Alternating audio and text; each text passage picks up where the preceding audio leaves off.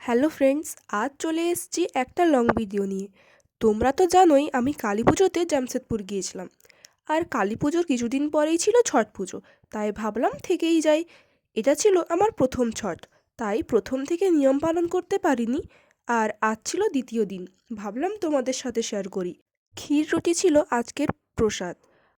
আজ আমাদের নেমন্তন্ন ছিল দাদার বন্ধুর বাড়িতে, ওখানেই আমরা গেছিলাম। আর আজ এক মজার কথা হলো, আমি বৌদির কাছে সেজেছিলাম। এই ছট পুজোর প্রচুর ভিডিও দেখেছিলাম, কিন্তু কোনো সময় করব বলে ভাবিনি। তাই আজ এই স্বপ্ন পূরণ হলো।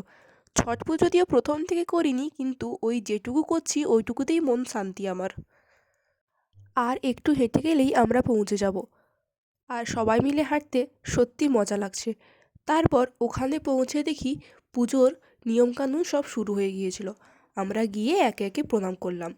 আর তারপর আমরা সবাই বসে গিয়েছিলাম ক্ষীর রুটি খেতে। আর যদিও এই ক্ষীর রুটিটা ছিল একদম পুরো পিওর গমের তৈরি। আর আমি এত মোটা রুটি কোনোদিন খেয়ে উঠতে পারিনি। তাই তবুও একটু প্রসাদ তো বসে বসে একটু খেয়ে নিলাম। তারপর সবাই মিলে একটু ওখানে বসে আড্ডা দিয়ে আবার বেরিয়ে পড়েছিলাম দাদার আর এক বন্ধুর বাড়ি। ওখানেও আমরা এই মাঠের পথ ধরেই গিয়েছিলাম। যেহেতু বাড়িটা একটু সামনেই ছিল, তাই আমরা আর অটোরিকশা কিছু করলাম না। তারপর ওখানে পৌঁছেই দেখি সামনে রঙ্গোলি করা আছে, কি সুন্দর লাগছে বলুন। তারপরেই আমরা বাড়িতে ঢুকে বসেছিলাম, আমাদেরকে রুটি, ক্ষীর আর কিছু ফলের টুকরো দিল।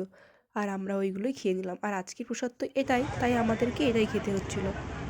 আবার ওই একই পথ ধরে আমরা রওনা দিলাম বাড়ির উদ্দেশ্যে। দেখা হচ্ছে পার্ট 2-তে। বাই।